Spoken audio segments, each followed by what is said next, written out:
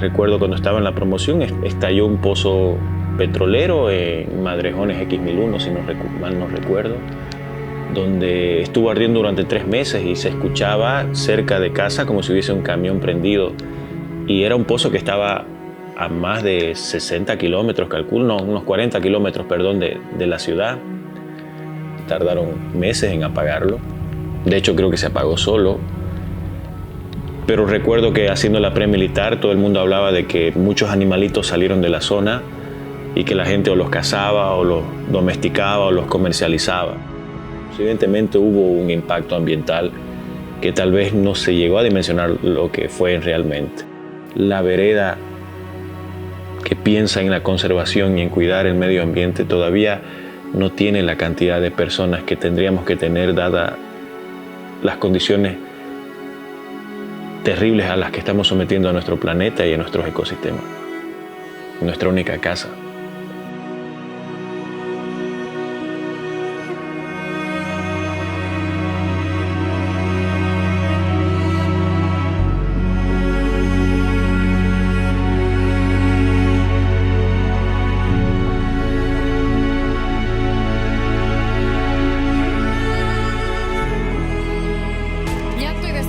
Por parte de los pobladores que se ven afectados en distintas comunidades en el municipio de Concepción. Todos los años sufrimos por lo mismo. Los incendios forestales están acabando con nuestros ecosistemas. La tierra está en peligro. San Matías, que lleva 2 meses ardiendo. Se registra este incendio que de momento está llegando a diferentes comunidades. Y pueden observar la línea es larga, inmensa.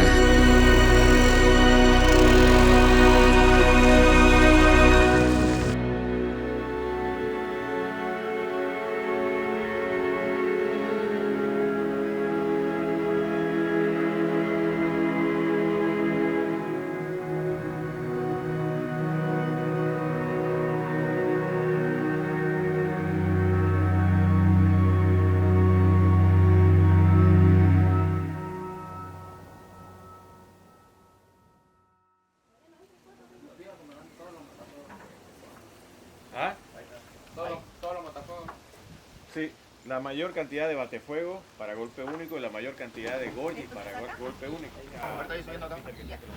El 2019, cuando ya íbamos por las 400.000 hectáreas quemadas, ya no podía quedarme quieto.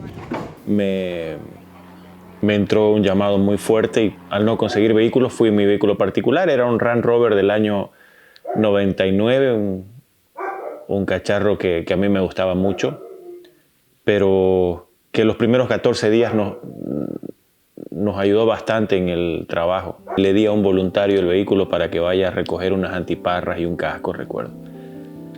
Entonces aparentemente hubo una maniobra ahí que descontroló el vehículo y bueno, en vez de frenar, aceleró y el vehículo tuvo un accidente en el que la pérdida fue total. Gracias a Dios el voluntario salió ileso, pero mi vehículo se perdió al 100%, ¿no? Recuerdo que estaba enfermo, ya tenía un nivel de neumonía por la cantidad de humo inhalado. Y en ese momento me senté, recuerdo, en las vías del tren y pensé, ¿qué hago acá? O si vale la pena estar acá. Y claro, estaba con la cabeza gacha, ¿no? Entonces levanté la cabeza y vi mucho humo, columnas de humo al frente. Y en ese momento lo supe, o sea, fue al instante. Lo material se vuelve a recuperar, pero lo importante es seguir combatiendo los incendios que estaban devastando el bosque en ese momento. De los 40 días que estuve, el día 25 aproximadamente, entramos a un incendio que estaba por la zona de Las Lajas. No lo logramos alcanzar, ni siquiera nos dio la oportunidad de alcanzarlo, porque los medios que teníamos eran muy limitados, éramos mucha gente, no podían transportarnos a los puntos de flanco para poder combatir ese incendio y se fue y no lo pudimos alcanzar. Salimos muy frustrados de ahí y recuerdo que agarro mi celular y grabo un video para mis amigos más cercanos y les digo, ¿saben qué? Estoy frustrado porque no pude alcanzar un incendio y éramos 70 personas que queríamos hacerlo. Es necesario este tipo de eventos a veces para darnos cuenta de lo que nos hace falta y la poca ayuda que se tiene. quiero crear una fundación que se llame Bomberos Forestales Quebracho, que es el árbol más duro que existe en América. Quiero que se llame quebracho porque yo que nací en el Chaco sé que el quebracho es el árbol más duro del mundo. Y viene del vocablo quebra hacha, porque antes se los tumbaba con hacha y se quebraban esas hachas, ¿no? Entonces quebracho. Y la cosa empezó a rodar. Y capaz que era una rueda muy chiquitita, pero empezó a generar un crecimiento constante de gente que llegó, otros que se fueron y que aportaron para que esto crezca. Todo lo que hacen estos grupos voluntarios en el mundo para proteger nuestros bosques es imprescindible.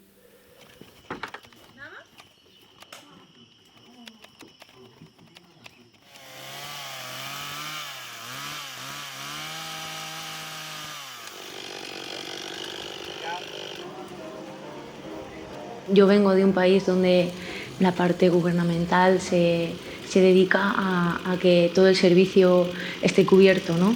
Y somos profesionales remunerados. Aquí se ha ido labrando una profesionalidad no remunerada y naciente de donde no hay recursos, ¿no? Todo ha ido creándose, fabricándose y de a poco. A partir del 2019, que es cuando se crea la unidad, en ese momento de las primeras cosas que nos ponemos a hacer es a entrenar a la gente, a entrenarnos todos, a equiparnos. El hecho de que seamos voluntarios no significa que no seamos profesionales. Si vamos a hacer las cosas, las vamos a hacer bien, con conocimiento de causa, con herramientas adecuadas, ya sea un machete, pero bien afilado, ¿no? Con su funda.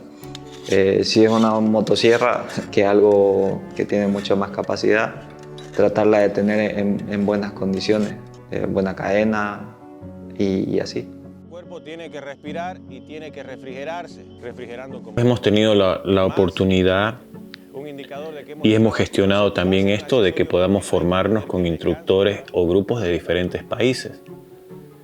Y eso nos abrió mucho la mente porque son miradas diferentes, si bien tienen el mismo objetivo y propósito que es combatir y prevenir incendios, pero cada uno con su territorio, su combustible, su monte y aprendizajes que fueron poniendo en práctica. Haber aprendido de todas estas personas nos abrió la mente y nos dio capacidades para afrontar mejor las emergencias. No inventarnos la pólvora, sino tenerla y ver la dosificación necesaria de acuerdo a nuestras realidades. Y estos instructores se impresionan cómo hacemos el trabajo en Bolivia, porque ellos trabajan con todos los medios habidos y por haber. 1 de octubre, 21 horas. Esta es la situación. Cuando volvemos de la primera misión en el 2020, vemos como la necesidad de que haya una organización específica solo para incendios forestales a nivel internacional. Y es tan solo un año después que volvemos a escuchar que Bolivia está en emergencia y venimos. Y con quien contactamos es con Bomberos Forestales Quebracho y trabajamos con ellos.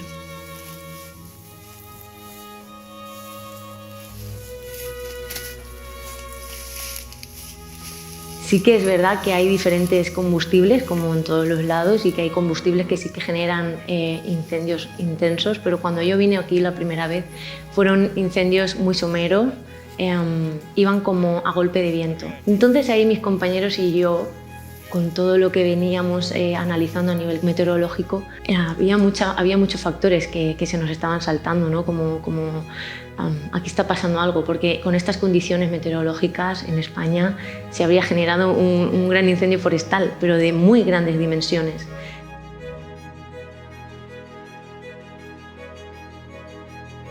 Bolivia es tan megadiverso que es como un laboratorio de incendios forestales, porque tenés incendios forestales de pantanal, incendios forestales de bosque seco chiquitano, incendios forestales de bosque chaqueño, incendios forestales de los valles o serranía en los valles cruceños, incendios forestales de Amazonía que se están dando en el Beni, que antes no se daban porque el Beni mantiene, o la Amazonía tiene un nivel de humedad que es característico y lo cual nunca permitió que los incendios progresen, pero ahora cambio climático se están dando. En esa variedad de ecosistemas, obviamente, siempre es un desafío saber cómo combatir estos incendios, porque las características de combustibles le van a dar mayor severidad, velocidad, dependiendo de las condiciones climatológicas. Por ende, Bolivia es como un laboratorio gigante de estudios de incendios forestales.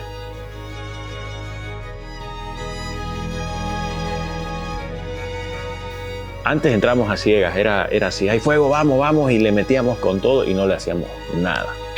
Era muy poco lo que le hacíamos. A veces salías escapando porque te rebasaba o cambiaba el viento.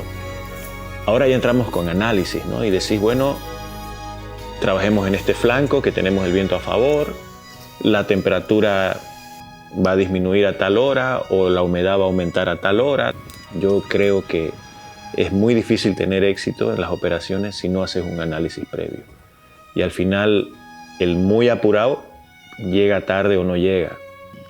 En Roboré tenemos 40.000 hectáreas que se han quemado.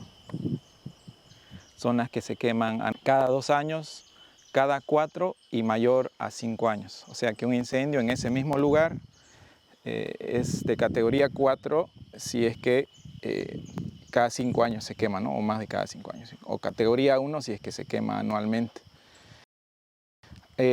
Acá en el mapa se puede observar la repetitividad en la ocurrencia de incendios en esta zona es realmente alta para la zona norte de San Matías, sur de San Matías, y en Roboré la repetitividad es alta para la zona de Naranjos, que es una siempre muy crítica y que este tipo de análisis, por ejemplo, nos sirve para planificar o priorizar zonas donde se deberían de hacer quemas prescritas, ¿no? Entonces, el año 2014 se realiza la cumbre agropecuaria Sembrando Bolivia y esta cumbre agropecuaria determina varias medidas para ampliar la frontera agrícola en el país. Y por lo tanto el gobierno se compromete a crear nuevas normativas agroambientales laxas para que existan mayores facilidades para el desmonte y para el crecimiento de las zonas cultivadas en el país. Y por su lado, el Pacto de Unidad decide que el gobierno les entregue tierras fiscales en calidad de nuevos asentamientos para comunidades. Y estos acuerdos en los siguientes años se plasman en reformas normativas. La Ley 741, por ejemplo, de 2017 es a consecuencia de esto, que ese sería el segundo gran cambio. La ley esta permite y autoriza desmontes de 20 hectáreas para estas nuevas comunidades por persona, sin mayor trámite, llegándose a desmontar en estas zonas miles y miles de hectáreas, ¿no? de manera mecanizada y para la agricultura mecanizada. Una época en que las áreas quemadas se contabilizaban entre 1 millón de hectáreas, en promedio 1.5, ¿no? Después, ya en los años 2-3 años previos al 2019 empieza a subir. Y llegamos a un evento extraordinario de 5.6 millones de hectáreas quemadas en 2019, ¿no? Y este año hemos tenido un ascenso espectacular. Son 10.1 millones de hectáreas en el país y en Santa Cruz el 70% está en Santa Cruz. Sí, la mayor parte son bosques, sobre todo en San Matías, se ha dado en Bajo Paraguay, en Concepción, en Guarayos. Estas son las zonas con mayores quemas en el país. Y allá está feísimo. Había aquí más adelante. Muy lejos, ¿no? Allá hay goma. Aquí está, 10 de octubre, aproximadamente 17 horas. Otras llantas que se encuentran. Es el doble de lo que se quemó el 2019. O sea, es abismal. Acá no se prende el monte por rayos o de formas naturales. Cuesta que el monte nuestro arda. Hay que prenderle fuego. Y este es el panorama. Dejan llantas, dejan neumáticos y queman. Nuestro personal de 10 bomberos tampoco puede estar en tantos puntos divididos porque debilitaría el mismo tema de que se tiene que trabajar en equipo. Pero esta es la realidad, necesitamos autoridades, sanciones duras, necesitamos la presencia del gobierno. Si estos incendios están cambiando esas condiciones, si este año fue terrible, puede ser aún peor.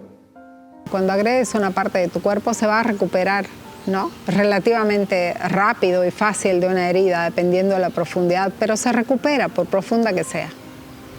Vuelves a dañar el mismo lugar, le va a costar un poco más. Vuelves a dañar el mismo lugar, le va a costar bastante más en recursos, en tiempo y en la posibilidad de recuperar su funcionalidad, ¿no? Todos los elementos tienen un rol. Y que si tú quitas una parte de ese sistema, es como que a una persona le quitaran el brazo o la pierna o un ojo o una nariz.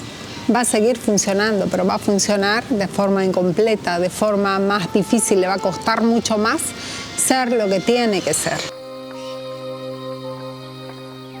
De acuerdo a algunos estudios que se han realizado con datos históricos de otros eventos de incendios ocurridos en el país, se ha logrado hacer un cálculo por especialistas de que se han perdido aproximadamente 6 millones de animales. Pero animales que pueden ser cuantificados en sí, ¿no? Hay otras especies como por ejemplo insectos, anfibios, reptiles menores, que realmente es muy difícil cuantificar. Después de un incendio es poco y nada lo que queda, y los animales que logran escapar son afortunados y muchos logran escapar en condiciones realmente muy tristes.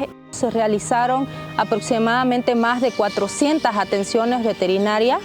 Un 10 a 15% de los animales que llegan producto de los incendios pueden volver a la naturaleza, precisamente por el hecho de que muchos llegan con quemaduras tan graves que no resisten y otros obviamente pierden extremidades o falanges importantes. Sin pensar en la cantidad de hectáreas que se queman, cuando se quema un espacio, cuando se quema un lugar, estamos perdiendo millones de años de evolución. Millones de años de información genética. Este árbol sí nace de una semilla, pero es producto de una evolución de millones de años. Pierdes todas las interacciones. No es que no van a volver a ver.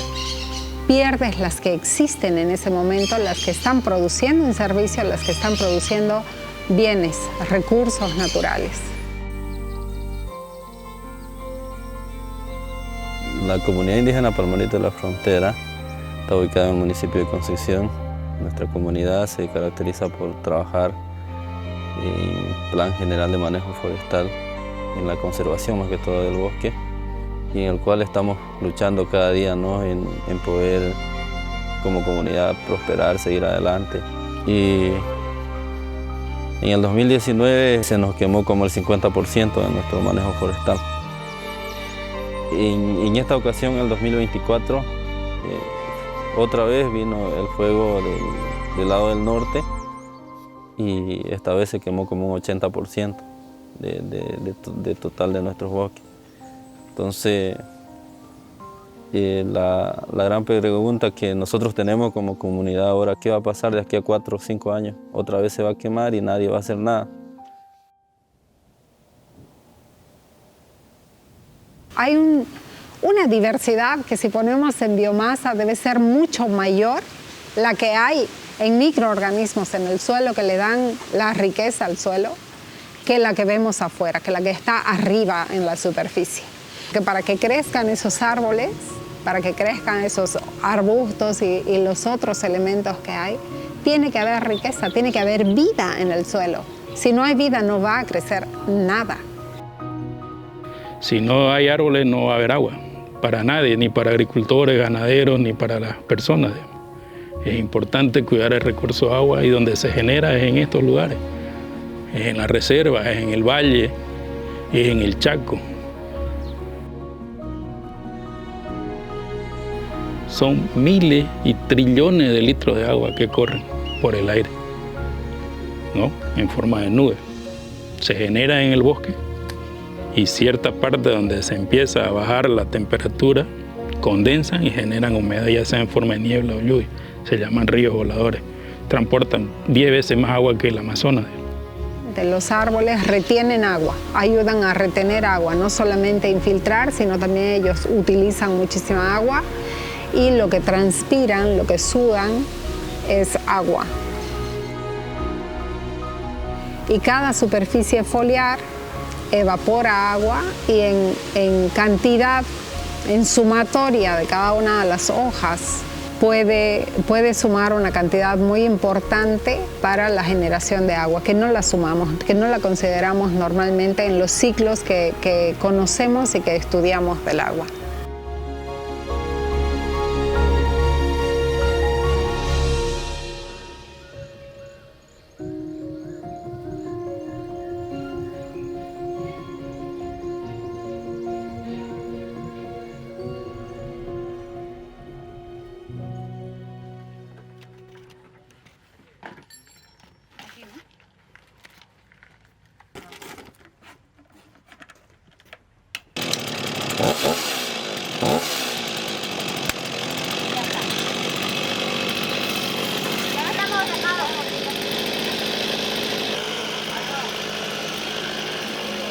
Si Santa Cruz en los años 80 tenía en promedio 3 días al año con temperaturas máximas mayores a 40 grados Celsius, ¿no?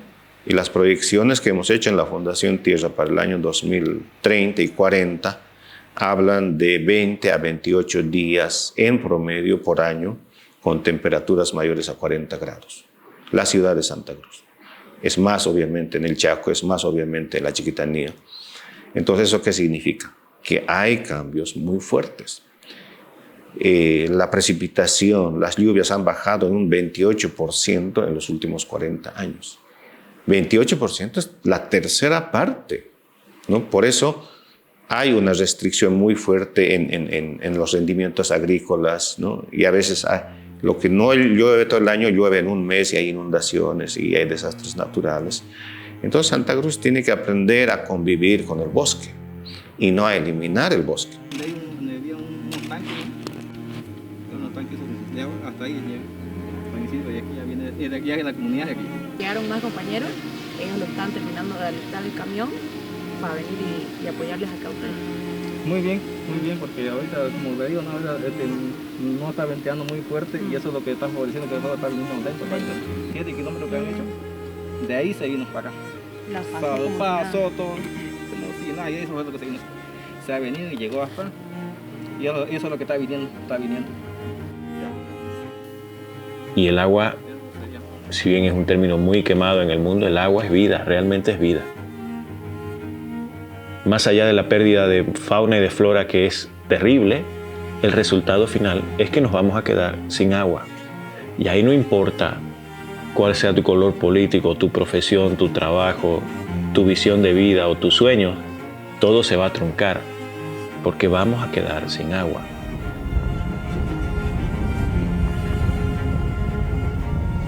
Ahora, auméntale cambio climático, auméntale nuevos asentamientos, auméntale situaciones legales que al final permiten de que estas cosas aumenten en su dimensión.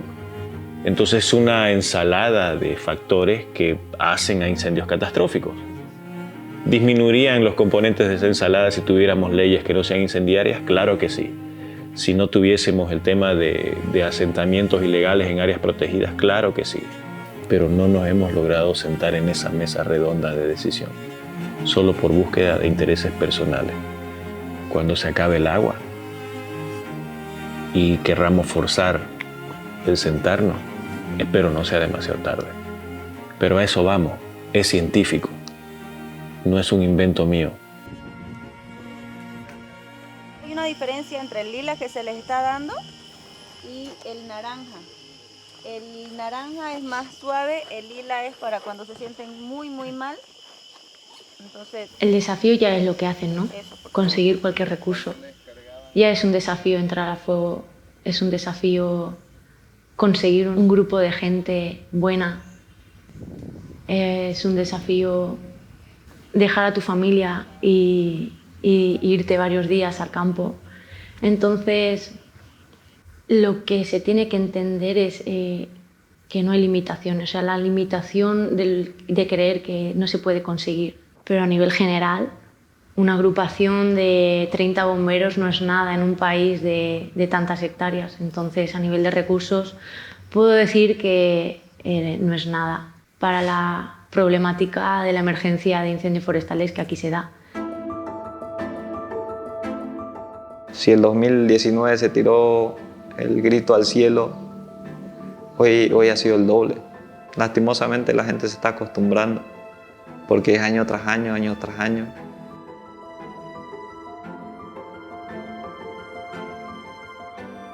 La gente se acostumbró a dormir oliendo humo, a comer oliendo humo, a que sus hijos jueguen en el patio oliendo humo.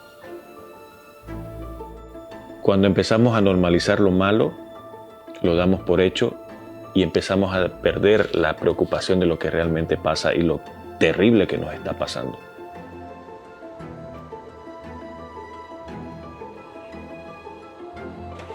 Toda la gente ha reaccionado a los incendios con mucha preocupación, sin acción. No es fácil volver a tocar el tema. La gente se sensibiliza y es un tema que duele.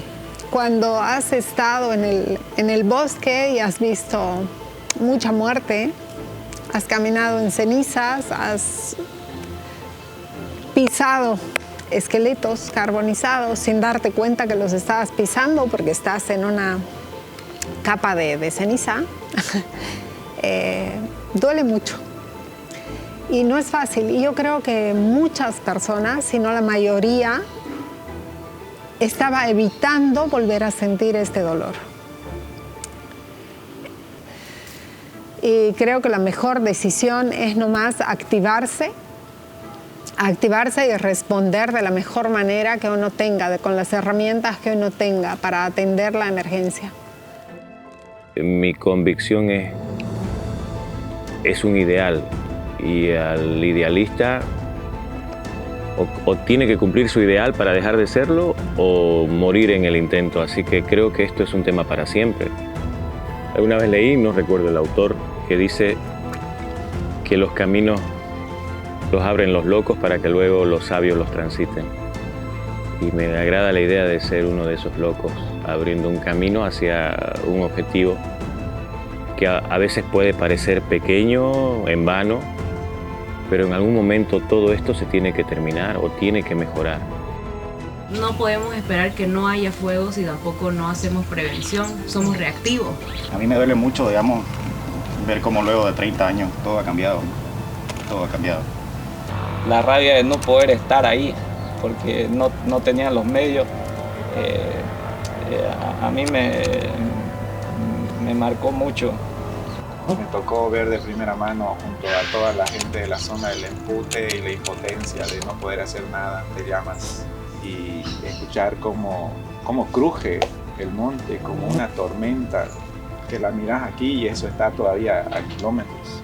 Tenemos una deuda con estos lugares, con estos sitios. Tal vez lo único por lo que puedo luchar, dejarles, es un mundo donde vivir, no en la destrucción, no en la muerte. Esto hay que hacerlo como hay que respirar, como hay que tomar agua, como hay que alimentarse. Nuestro propósito es muy sano, aquí no hay nada detrás de la luna o en la parte oscura de la luna. Nuestro propósito es sano. Esta es mi casa, ¿no? De hecho, esta es la única casa que tenemos todos los humanos y la tenemos que cuidar. No aguantaría mi conciencia, digamos, morir sin no haber hecho nada. Tenemos el mismo objetivo, que es realmente dar nuestras vidas para poder vivir una vida mejor y para que los nuestros también. El peligro está por todos lados, cuidémonos entre nosotros. Como es el amor por mi familia, por la naturaleza, como es el amor por mi equipo y por una institución que de manera voluntaria hace todo lo que hace, así que estas cosas son para siempre.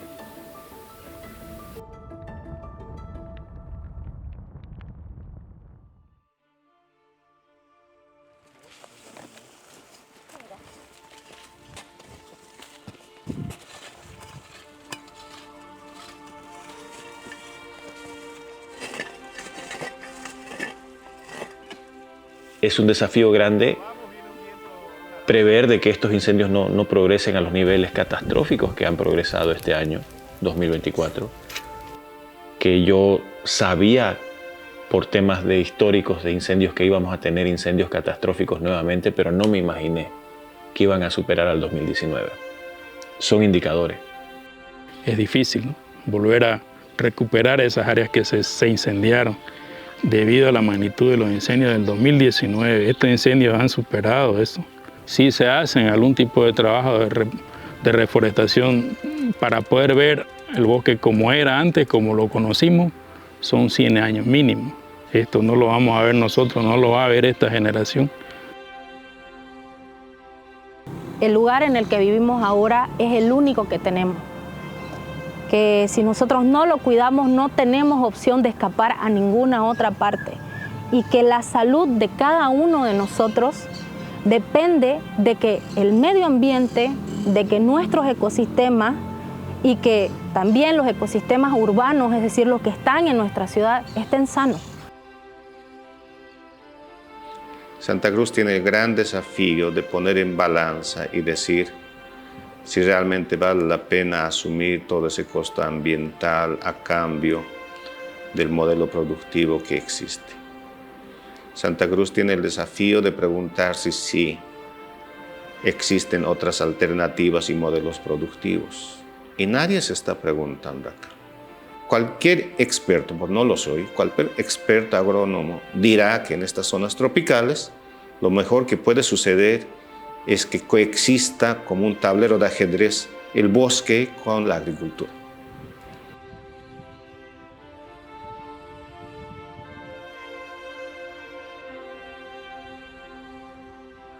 La naturaleza no va a usar sus recursos en producir algo que no tiene un rol. Es tan perfecta,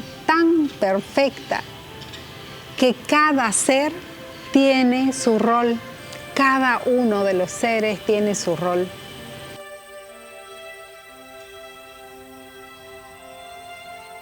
Hay algo en lo que creo que es el bien común. Si yo estoy bien, definitivamente el resto va a estar bien, y si yo contribuyo a que el resto esté bien, yo voy a estar bien. El generar billetes no es la solución para estar bien. Es una herramienta, sí, pero no te va a generar el bienestar o la posibilidad de pagar un recurso cuando no haya. Y necesitas parar, necesitas entender que todo lleva su tiempo y que estás enfrentándote a un elemento natural. Y tú eres combustible también, te puedes quemar. La buena noticia es que la naturaleza va a encontrar la manera de continuar. Los que nos vamos a ir somos nosotros. Dependemos de los recursos naturales que nos provee el planeta, la naturaleza. Entonces, tenemos que cuidarlos si queremos vivir bien.